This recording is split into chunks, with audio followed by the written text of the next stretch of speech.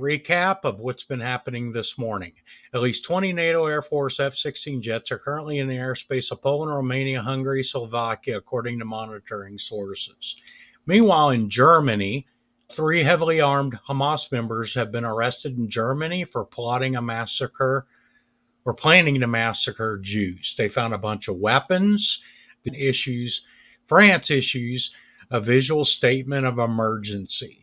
So essentially, it's just a preparation warning, visual notifications in France about imposing threats of the Russian Federation.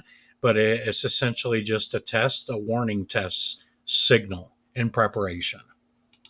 Moving on to Gaza.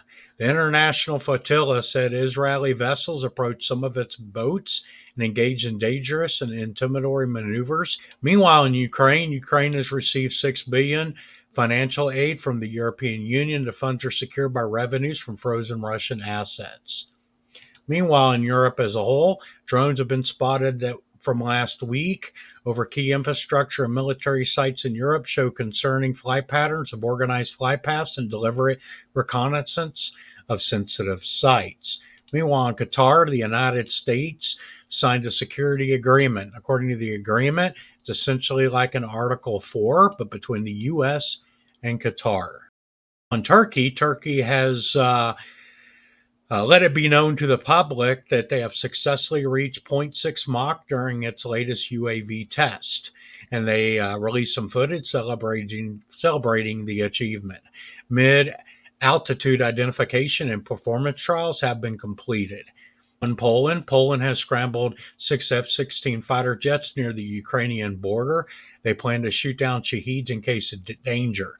Some Shaheeds were heading north from Ukraine. So that's the situation.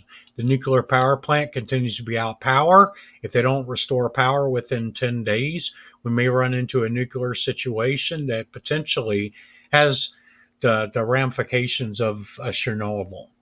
Meanwhile, B-2 bombers have flown this morning and left the mainland and are heading towards the Atlantic.